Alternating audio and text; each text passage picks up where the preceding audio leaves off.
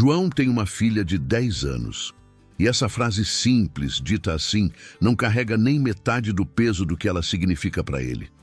Tem uma cena que ele não consegue tirar da cabeça. Era uma terça-feira de setembro de 2023, 8 da noite. A filha dele, a Sofia, 10 anos, olhos que ficam grandes quando ela está pensando em alguma coisa que ainda não sabe nomear, estava sentada na cama do quarto dela com o tablet no colo. Não estava assistindo nada. Estava passando, rolando o feed com aquele movimento automático de polegar que João reconhece porque ele mesmo faz. O olho vidrado, a mandíbula levemente solta, a expressão de quem está olhando para tudo e não vendo nada. João ficou parado na porta por um tempo sem ela perceber e sentiu uma coisa que não soube nomear na hora. Não era raiva, não era preocupação parental genérica, era algo mais específico e mais pesado do que isso. Era reconhecimento. Ele estava olhando para a filha e vendo a si mesmo. Não a versão pequena de si mesmo, a versão real, atual, de 40 e poucos anos, que faz exatamente a mesma coisa no sofá da sala enquanto acha que está descansando. O problema que ele queria resolver na filha era o mesmo problema que ele não tinha resolvido em si mesmo. E foi aí que João entendeu que estava em território completamente novo.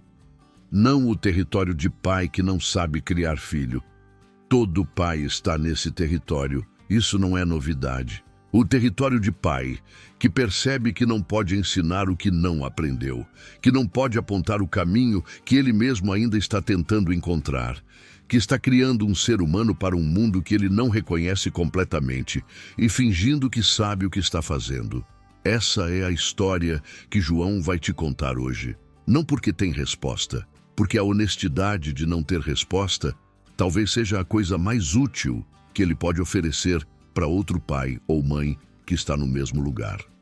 Se você tem filho, se você convive com criança ou adolescente, se você já olhou para alguém mais jovem e sentiu aquela mistura de amor e impotência de quem quer proteger, mas não sabe de quê, esse vídeo é para você. Deixa nos comentários se você já viveu um momento parecido com o da porta do quarto. Aquele momento em que você olhou para seu filho e viu algo que te assustou não pelo que era, mas pelo que te lembrou. E se inscreve, porque essa conversa vai continuar. E você vai querer estar aqui quando continuar. João precisa começar do começo, não da Sofia, de si mesmo, porque para entender o que ele está tentando fazer como pai, você precisa entender o que ele recebeu como filho. E o que ele recebeu como filho era simples, linear, previsível, de uma forma que o mundo de 2024 não é mais. O pai dele, o seu Antônio, que João já mencionou em outros momentos desse canal, tinha uma visão muito clara do que era sucesso. Não porque era limitado, porque o mundo dele tinha bordas visíveis. Você trabalhava, você guardava, você cuidava da família, você não devia para ninguém. O mapa do território era legível. As profissões que valiam eram as que tinham nome conhecido: médico, engenheiro, advogado, professor. As virtudes que importavam eram trabalho duro, consistência, honestidade. Esse mapa funcionou para a geração do seu Antônio. Funcionou parcialmente para a geração do João e está funcionando cada vez menos para a geração da Sofia. Não porque as virtudes mudaram. Trabalho duro ainda importa. Consistência ainda importa. Honestidade ainda importa. Mas o território onde essas virtudes são aplicadas mudou de uma forma que nenhuma geração anterior precisou enfrentar com essa velocidade e essa profundidade. E João está tentando criar uma filha para navegar esse território, com um mapa que foi desenhado para outro lugar. Em 2024, a Sofia tinha interesse em 3 coisas ao mesmo tempo: desenho, não o desenho escolar, mas ilustração digital. Aquele estilo que ela via em criadores no YouTube e no Instagram e que tentava reproduzir num aplicativo de tablet que João não sabia usar. Ela passava horas nisso quando estava motivada. Horas de verdade, com uma concentração que ele raramente via em mais nada. Culinária. Não cozinhar de verdade, mas assistir vídeos de culinária.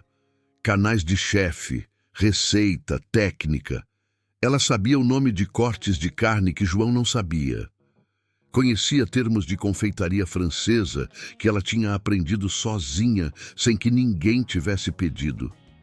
E música. Não tocar. Ouvir.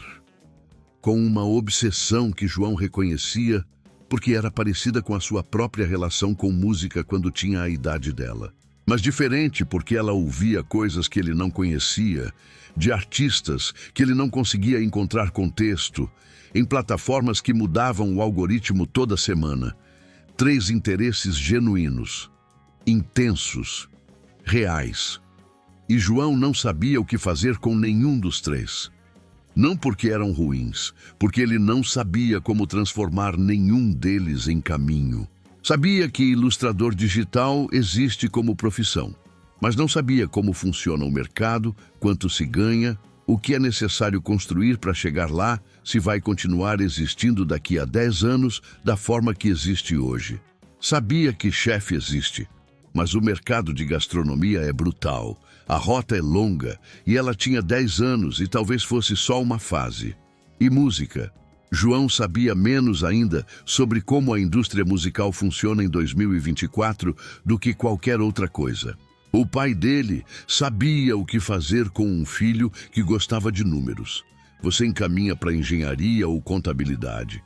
Sabia o que fazer com um filho que gostava de pessoas. Medicina, direito, administração. O mapa tinha destinos claros. O mapa do João não tem esses destinos para Sofia. Ou tem destinos demais, todos com névoa na frente, todos com um ponto de interrogação que não existia na geração anterior. Existe um conceito que o filósofo e ensaísta Nassim Taleb desenvolveu num livro chamado Antifrágil, que João leu e que ficou com ele de uma forma que demorou para entender completamente. Taleb faz uma distinção entre 3 tipos de sistemas. O frágil é o que quebra quando submetido à pressão e ao caos. Você bate, ele quebra. Volatilidade é inimiga do frágil. O robusto é o que resiste à pressão e ao caos. Você bate, ele aguenta. Volatilidade não ajuda nem prejudica o robusto. O antifrágil é o que se fortalece com pressão e caos. Você bate, ele cresce. Volatilidade é combustível do antifrágil. João passou meses pensando em como criar Sofia para ser antifrágil num mundo que vai ser mais volátil, mais incerto, mais caótico do que qualquer coisa que ele mesmo navegou. E o problema é que antifrágil não se cria com estabilidade.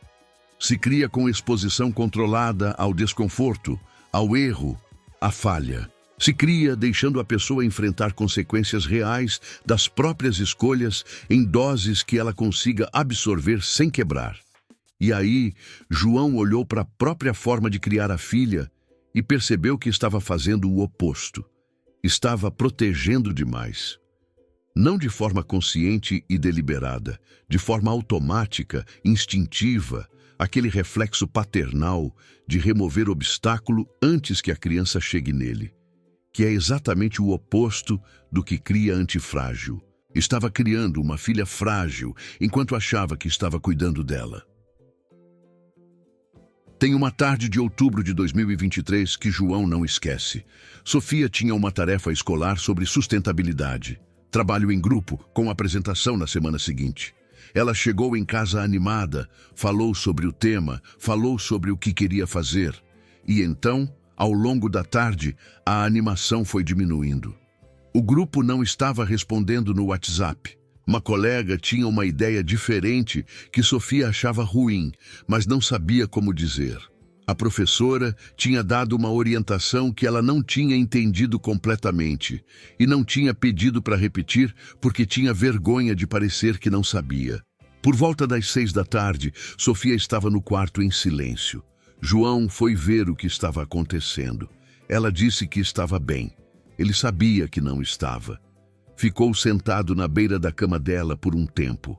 E então cometeu o erro que ele reconhece agora com uma clareza que a distância de alguns meses permite. Ele começou a resolver. Sugeriu como organizar o trabalho. Explicou como falar com a colega sobre a ideia. Mostrou como estruturar a apresentação. Em menos de 20 minutos, tinha transformado o problema dela em projeto dele. Sofia ouviu tudo, agradeceu, pareceu aliviada. E João saiu do quarto se sentindo um bom pai. Levou alguns dias para entender o que tinha feito. Tinha tirado da filha a oportunidade de resolver. Tinha mandado uma mensagem implícita de que o problema dela era grande demais para ela. Tinha feito exatamente o que o mundo vai se recusar a fazer por ela quando ela tiver 25 anos e o trabalho for dela de verdade e não tiver João na beira da cama para organizar tudo em 20 minutos. Tinha protegido, e proteção em excesso é outra forma de dano, mais lenta, mais invisível, mais difícil de identificar como dano porque parece amor.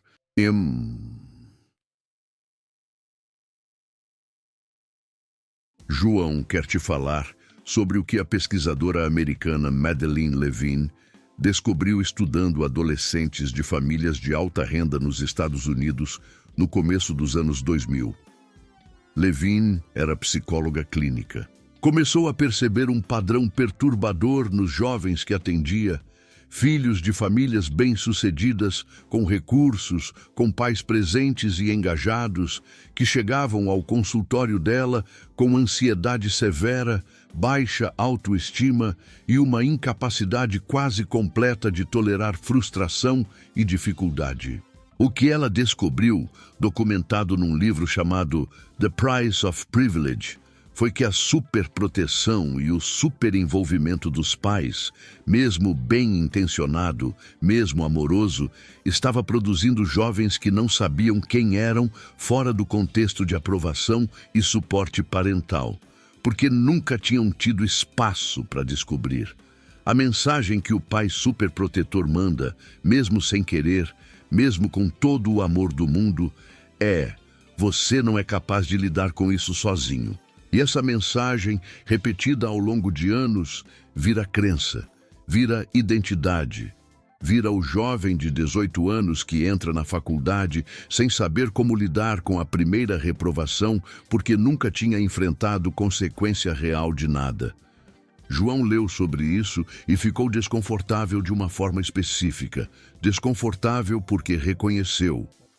Não porque é um pai ruim, porque é um pai humano que ama a filha e que o amor, sem consciência, produz exatamente o que Levine descreveu. Mas o problema do João com a Sofia não é só sobre proteção excessiva. É sobre algo mais fundo que ele demorou mais para nomear. É sobre o fato de que ele não sabe como preparar uma filha de 10 anos para um futuro que ele não consegue visualizar com clareza suficiente para apontar direção. Quando o seu Antônio criou o João, o contrato era relativamente claro. Estuda, tira nota boa, entra numa faculdade boa, pega um emprego bom numa empresa boa, fica nesse emprego, constrói carreira, aposenta. Esse contrato ainda existe parcialmente, mas está se desfazendo em velocidade que nenhuma geração anterior precisou administrar. O Fórum Econômico Mundial publicou uma estimativa que João leu e que ficou com ele como um osso na garganta. 65% das crianças que estão entrando na escola primária hoje vão trabalhar em empregos que ainda não existem. 65%. A Sofia tem 10 anos. Vai entrar no mercado de trabalho por volta de 2036, 2037. O João não sabe com precisão o que vai existir nesse mercado. Sabe algumas coisas. Sabe que inteligência artificial vai ter transformado setores inteiros. Sabe que algumas profissões que existem hoje não vão existir da mesma forma. Sabe que habilidades de adaptação, de aprendizado contínuo, de tolerância à incerteza vão importar mais do que nunca. Mas saber isso em termos abstratos e saber como criar uma criança de 10 anos para navegar isso são coisas completamente diferentes. Tem uma noite de novembro de 2023 que João guarda como um dos momentos mais honestos que já teve com a filha. Estavam jantando, os dois sozinhos porque a semana tinha sido assim. Sofia estava quieta. João perguntou o que estava pensando. Ela ficou um segundo e então disse uma coisa que ele não esperava. Pai, você sabe o que eu vou ser quando crescer? Não era pergunta de criança pequena que quer ouvir astronauta ou princesa. Era pergunta genuína. 10 anos, mas com aquele peso de quem está começando a perceber que o futuro não é abstrato, que vai chegar, que vai exigir alguma coisa dela que ela ainda não sabe o que é. João ficou em silêncio por um momento. E então disse a coisa mais honesta que já disse para ela. Não sei, Sofia. E acho que tudo bem não saber ainda. Ela olhou para ele com uma expressão que ele não soube ler completamente. Mas você sabia quando tinha 10 anos? Não. E deu certo? João sorriu de um jeito que era ao mesmo tempo sim e não. Deu, mas não do jeito que eu imaginei. Deu de um jeito que eu não teria conseguido imaginar quando tinha 10 anos.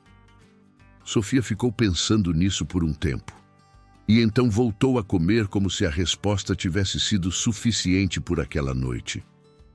João ficou com aquela conversa por semanas, porque ela tinha feito a pergunta certa, a pergunta que ele mesmo não tinha resposta. E ao invés de inventar uma resposta reconfortante, ele tinha dito a verdade. E a verdade tinha sido suficiente. Talvez isso seja parte do que ele estava aprendendo. Que honestidade sobre incerteza é mais útil do que certeza fabricada. Que um pai que admite não saber ensina algo diferente e talvez mais valioso do que um pai que finge saber tudo. Mas João precisa ser honesto sobre o outro lado disso também. Porque admitir que não sabe pode virar desculpa para não tentar ensinar nada. E isso seria o erro oposto. Não proteger demais, mas abandonar no meio da incerteza, achando que incerteza justifica a ausência de orientação. O que ele está tentando encontrar é o meio. O espaço entre controlar demais e largar demais. Entre resolver pelo filho e deixar o filho sem recurso nenhum. Esse meio não tem manual. Isso é o que mais incomoda o João. Ele é o tipo de pessoa que gosta de entender o mecanismo antes de operar, que lê sobre o assunto antes de agir, que procura referência, princípio, estrutura, e sobre criar filho no mundo de 2024 não tem estrutura suficientemente testada. Porque o mundo de 2024 não foi suficientemente testado ainda. As crianças que estão crescendo agora são as primeiras a crescer com esse nível de acesso à informação, com esse nível de exposição às redes sociais, desde antes de ter vocabulário para processar o que estão vendo, com esse nível de velocidade de mudança de estímulo que o cérebro delas está sendo calibrado para esperar. Não tem estudo longitudinal suficiente. Não tem geração anterior que passou pelo mesmo e chegou do outro lado para contar. É em tempo real. É experimento enquanto acontece. E João está no meio desse experimento com a filha sem rede de segurança. Sobre as telas, João precisa ser completamente honesto, não com a Sofia, consigo mesmo. Ele não é consistente. Essa é a verdade que dói mais. Ele fala para Sofia sobre o uso de tela, sobre quanto tempo no tablet é suficiente, sobre qualidade do que ela consome versus quantidade. Sobre a diferença entre usar a tecnologia ativamente, criar, aprender, construir, e usar passivamente, absorver o que o algoritmo decide servir. E então ele vai para o sofá e passa 1 hora no celular fazendo exatamente o que disse para ela não fazer. Sofia observa. Crianças observam tudo. Não comentam necessariamente, mas registram. E o que elas aprendem não é o que você diz, é o que você faz. Existe uma pesquisa do psicólogo Albert Bandura, dos anos 60, que ficou conhecida como o experimento do Bobo Doll. Crianças observavam adultos agindo de uma forma e depois reproduziam exatamente aquela forma de agir quando colocadas na mesma situação. Não porque foram instruídas, porque observaram e absorveram. A aprendizagem por modelagem é uma das mais poderosas que existe, e ela não precisa de instrução verbal. Precisa de comportamento visível. João estava instruindo a filha verbalmente a ter uma relação saudável com tecnologia, enquanto modelava o oposto todos os dias no mesmo ambiente. Quando percebeu isso, ficou um tempo sem saber o que fazer com esse dado, porque a solução óbvia, usar menos celular na presença da Sofia, exigia uma mudança nele que ele não tinha certeza de conseguir manter. E prometer uma mudança que não consegue manter seria pior do que não prometer, porque ensinaria à filha que palavra e ação são coisas que podem não corresponder. Então ele tomou uma decisão mais lenta e mais honesta. Começou a falar com ela sobre isso. Não como pai que tem resposta, como pai que está tentando resolver o mesmo problema que ela. Sofia, eu também fico muito tempo no celular e sei que não é bom. Estou tentando mudar isso. Não estou conseguindo perfeitamente, mas estou tentando. Ela olhou para ele com uma expressão que ele interpretou como algo entre surpresa e alívio. Eu também não consigo ficar sem o tablet por muito tempo. Eu sei, é difícil para todo mundo. O negócio foi construído para ser difícil de parar. Essa conversa abriu algo entre os dois que as instruções não tinham aberto. A possibilidade de ser honesto sobre dificuldade, em vez de fingir que adulto tem controle que criança não tem. Necessitei.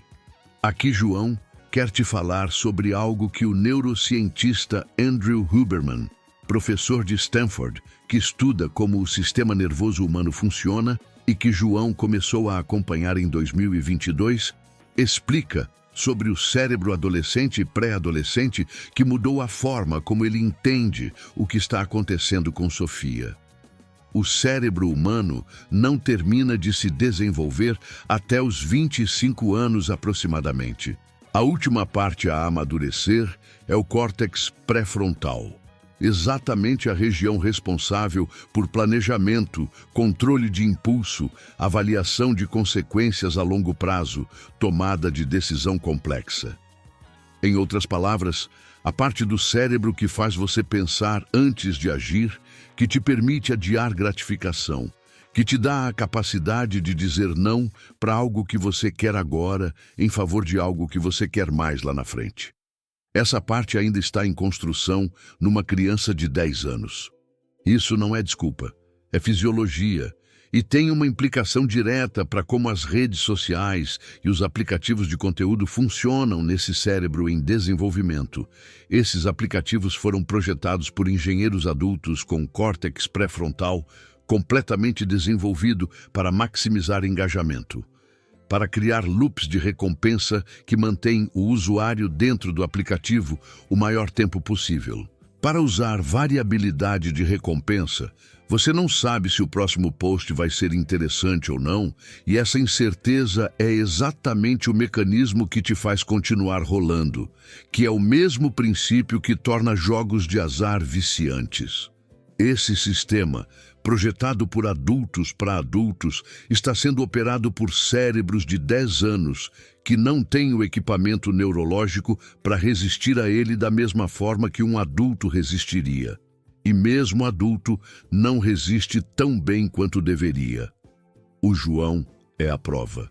O que fazer com esse dado, João ainda não sabe completamente.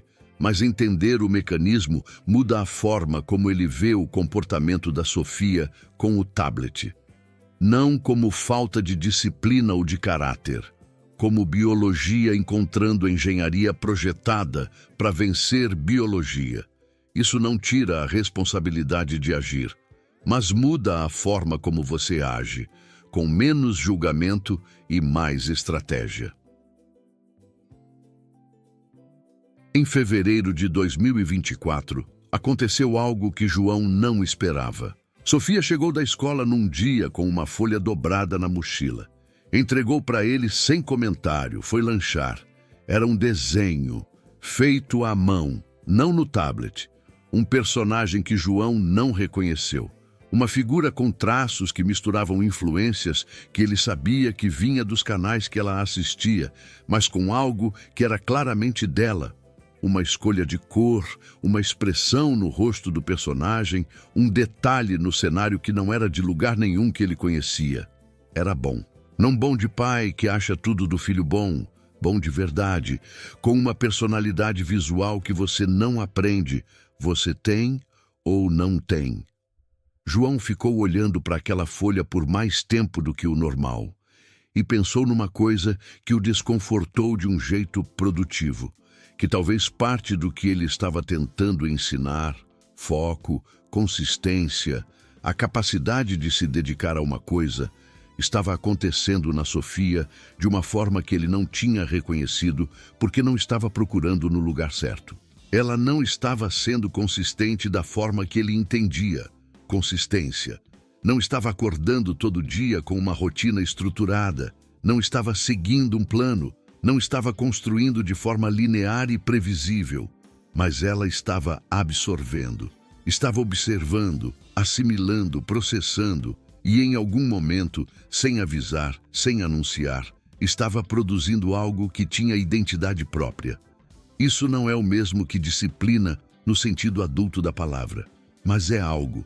É uma forma de aprendizado que João não tinha aprendido a reconhecer porque era diferente da forma que ele aprendeu a reconhecer aprendizado. E aí ele se perguntou quantas outras coisas a Sofia estava fazendo que ele não estava vendo porque estava procurando na forma errada. Tem um livro que João leu em 2023 que quebrou algumas coisas dentro dele.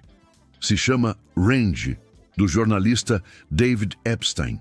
E o argumento central é contraintuitivo num mundo que valoriza a especialização precoce.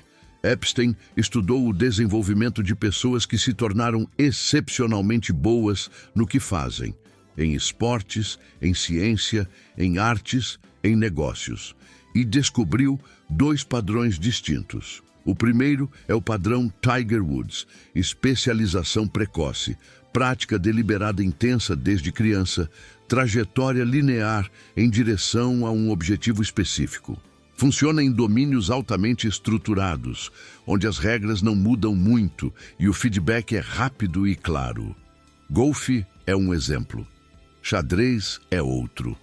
O segundo padrão, que Epstein descobriu ser muito mais comum entre pessoas excepcionais em domínios complexos, é o que ele chama de sampling period, um período de amostragem, onde a pessoa experimenta várias coisas, sem comprometimento profundo com nenhuma, acumulando o que Epstein chama de conhecimento amplo.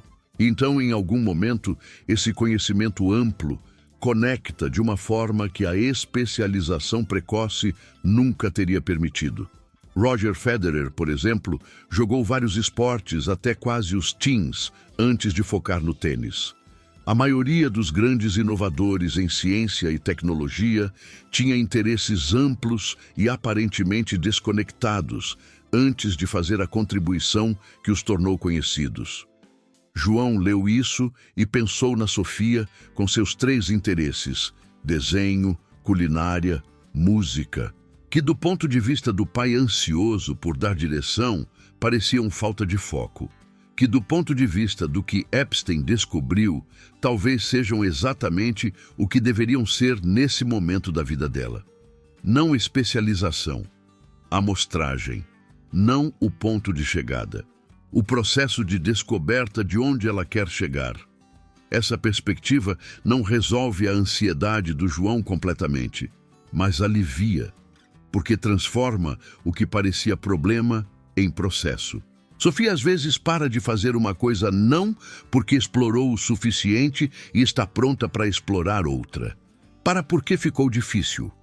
Porque o desenho que estava tentando fazer não saiu como ela queria. porque a música que estava aprendendo tinha uma parte que não vinha, porque o projeto da escola exigia mais do que ela queria dar naquele momento. E aí, ela abre o tablet e o algoritmo oferece algo novo, estimulante, fácil, e a dificuldade da coisa que estava fazendo fica para depois. João reconhece esse padrão. É o mesmo padrão que ele reconhece em si mesmo. E é aqui que a linha entre amostragem saudável e fuga do desconforto fica tênue. Porque aprender a distinguir as duas, aprender a reconhecer quando você está genuinamente pronto para explorar algo novo versus quando está fugindo de algo difícil, é uma habilidade que leva tempo a desenvolver, que o córtex pré-frontal, que ainda está se desenvolvendo, não tem equipamento completo para fazer. E que João, com córtex pré-frontal completamente desenvolvido, ainda faz de forma imperfeita. Como você ensina uma criança a fazer algo que você mesmo ainda está aprendendo? Essa é a pergunta que fica com João quando deita para dormir e o silêncio da casa permite que os pensamentos se organizem. Não tem resposta limpa, mas talvez a resposta imperfeita seja a única honesta. Você ensina fazendo junto. Você mostra seu próprio processo de lidar com a dificuldade. Não a versão resolvida, o processo em tempo real. Você normaliza o desconforto não como algo que você já superou, mas como algo que você ainda navega. Você para de ser o guia que já conhece o caminho e começa a ser o companheiro que está descobrindo o caminho ao mesmo tempo. Em março de 2024, João tentou um experimento. Falou para Sofia que queria aprender algo novo com ela. Não ensinar, aprender junto. Perguntou o que ela achava que poderiam aprender. Ela pensou por uns 2 dias. Voltou com uma sugestão que ele não esperava. Xadrez. Ela tinha visto algo sobre xadrez em algum lugar. João não sabe exatamente onde, provavelmente algum vídeo que o algoritmo serviu, e tinha ficado curiosa. Não sabia jogar.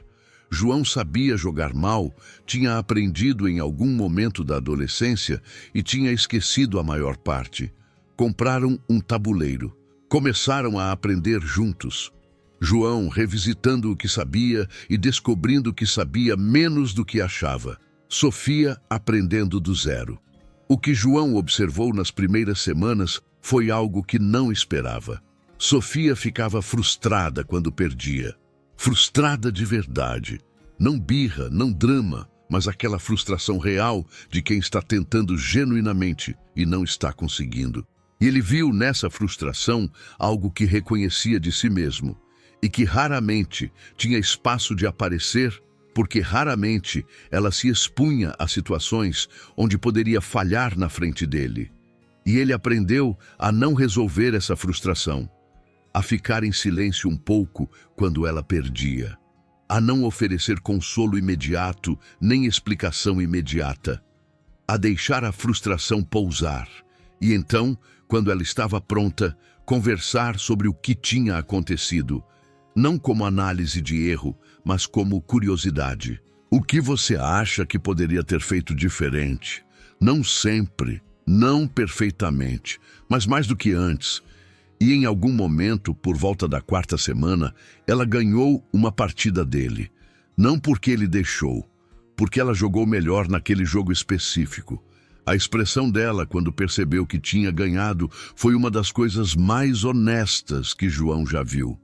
Não euforia performática. Uma satisfação real, quieta, o tipo que aparece quando você sabe que conquistou porque fez, não porque te deram. João guardou aquela expressão, porque era o oposto do que ele via quando resolvia os problemas dela. Era o que aparecia quando ela tinha resolvido o próprio problema. Tem uma coisa que o psicólogo Carol Dweck, a mesma pesquisadora que passou décadas estudando mentalidade fixa e mentalidade de crescimento, descobriu sobre elogio que João leu e que reorganizou completamente a forma como ele fala com a Sofia. Dweck descobriu que elogiar resultado Você é inteligente, você é talentosa, você é boa nisso, produz um efeito contraintuitivo. Crianças elogiadas pela inteligência passam a evitar desafios onde poderiam falhar, porque o risco de falhar ameaça a identidade que o elogio construiu. Se você é inteligente e falha, o que você é? Crianças elogiadas pelo processo, pelo esforço, pela estratégia, pela persistência, desenvolvem relação diferente com o desafio. Porque o elogio não está atrelado ao resultado, está atrelado ao que elas controlam. E o que você controla não é ameaçado pela falha. João tinha elogiado Sofia pelo resultado a vida inteira sem perceber. Que desenho lindo!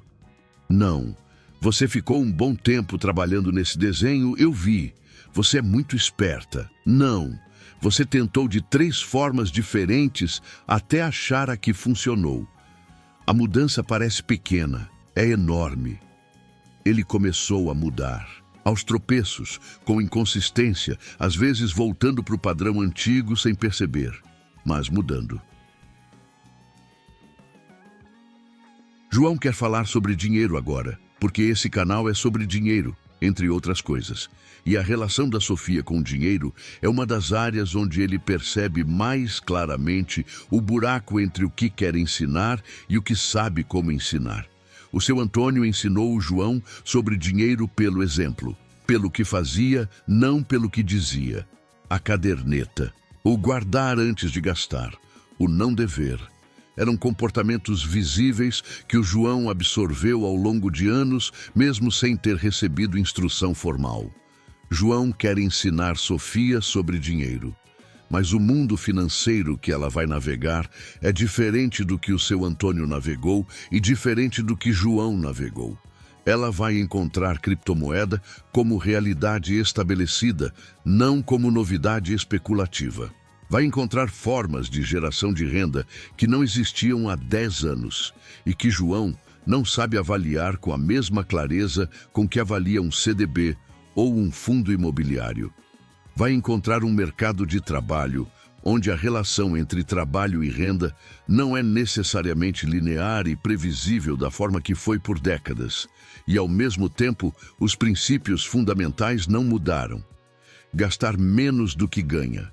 Guardar consistentemente, não se endividar em coisa que não gera valor. Entender o que você está comprando antes de comprar. João está tentando ensinar os princípios sem fingir que sabe como eles se aplicam especificamente ao mundo que ela vai habitar. Tem um exercício que ele começou a fazer com Sofia, que é simples e que tem produzido conversas que ele não esperava. Quando ela quer comprar alguma coisa, um jogo, um aplicativo, alguma coisa que custa dinheiro, João não diz sim nem não imediatamente. Pergunta: você consegue me explicar por que esse dinheiro vale mais gasto nisso do que guardado para outra coisa que você vai querer depois? Não é pergunta para não comprar, é pergunta para pensar. Sofia às vezes fica irritada com a pergunta. Quer só a resposta, não o processo. João entende, ele também preferia só a resposta quando era mais novo, mas às vezes ela pensa de verdade. E a resposta que dá surpreende ele pela clareza ou pela honestidade. Inclusive honestidade de dizer que não sabe justificar, que quer porque quer, que talvez não precise tanto assim. Esse é o músculo que ele está tentando ajudar ela a construir. Não a resposta correta, o hábito de perguntar. Tem uma noite de abril de 2024 que João guarda com uma mistura de sentimentos que ainda não conseguiu organizar completamente. Sofia estava com dificuldade numa matéria da escola, matemática, especificamente frações, que é o tipo de conteúdo que parece simples quando você já entendeu, e parece um idioma estrangeiro quando você está tentando entender pela primeira vez. Ela estava frustrada. João sentou do lado para ajudar. E em algum momento, tentando explicar de um jeito que fizesse sentido para ela, ele percebeu que não estava conseguindo, que a forma como ele entendia frações, a forma que tinha sido ensinada para ele, que tinha funcionado para ele, não estava chegando nela. Tentou de outra forma. Também não chegou. Terceira forma. Chegou um pouco mais perto, mas ainda não clicou.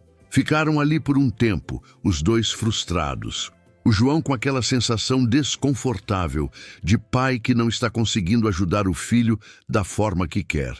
E então Sofia pegou o tablet, não para distrair, para buscar. Encontrou um vídeo de um canal educativo que explicava frações de uma forma completamente diferente da que João tinha tentado. Com animação, com exemplo visual, com uma linguagem que era claramente projetada para o cérebro dela de uma forma que a explicação do pai não era. Em 12 minutos, ela entendeu. João ficou olhando para ela fazer os exercícios com uma facilidade que não tinha 10 minutos antes. E sentiu coisas simultâneas que é difícil de separar. Alívio, porque ela entendeu. Gratidão pelo vídeo que tinha chegado onde ele não conseguiu. E algo que seria desonesto não nomear. Um lampejo de algo parecido com ciúme, ou talvez inadequação. A sensação de que a ferramenta tinha ensinado melhor do que o pai. Levou alguns dias para processar esse sentimento e chegou numa conclusão que o libertou um pouco. O objetivo não é ser o único professor da filha. É ser o professor que ela não encontra em nenhuma ferramenta. O que explica o que as ferramentas não explicam, não a matemática, mas o que fazer com o que você aprende. Não a técnica, mas o caráter. Não o conteúdo, mas a forma de ser no mundo. Isso a ferramenta não ensina. Só presença ensina. Só exemplo ensina. Só a relação ao longo do tempo ensina. E João pode fazer isso, mesmo imperfeito, mesmo sem saber onde a Sofia vai chegar.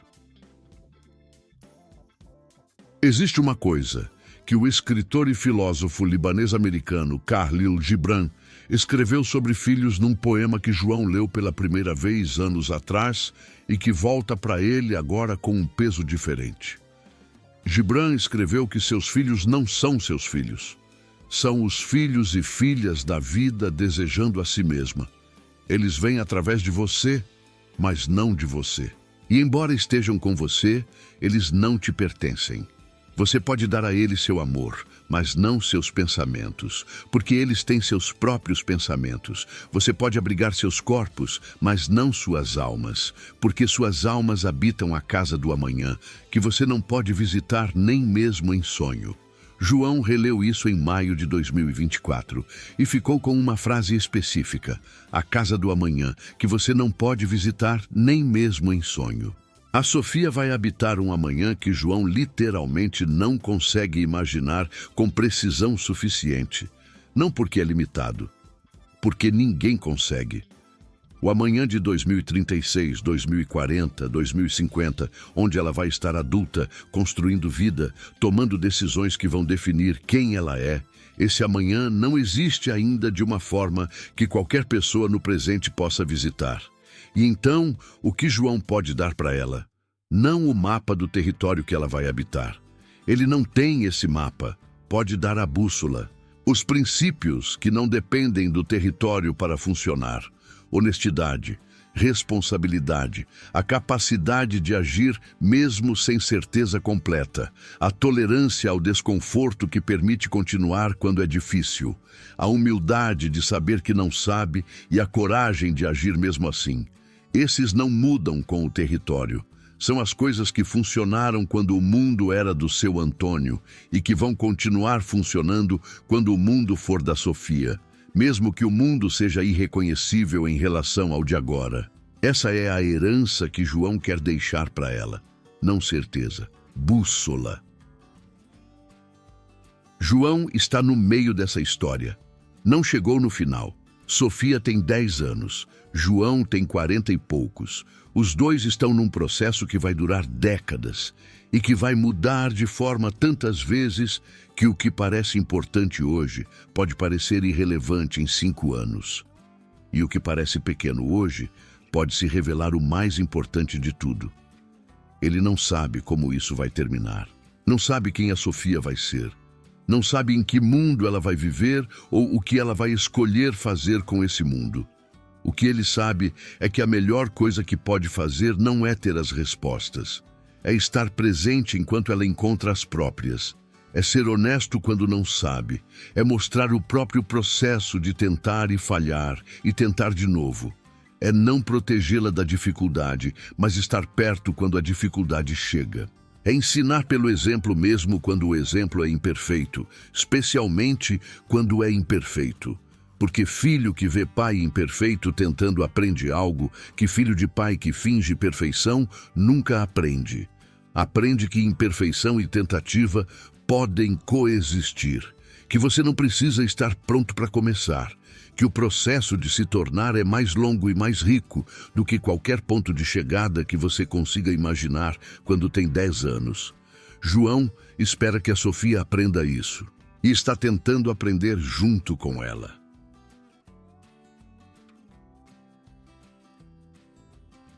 Se você é pai ou mãe, ou tio, ou professor, ou qualquer adulto que convive com uma criança e sente aquela mistura de amor e impotência de quem quer proteger, mas não sabe de quê, deixa nos comentários o que você está vivendo. Não a versão resolvida, o que está em aberto. Porque é no aberto que as histórias reais moram. E se esse canal está chegando num lugar que outros conteúdos não chegam, se inscreve.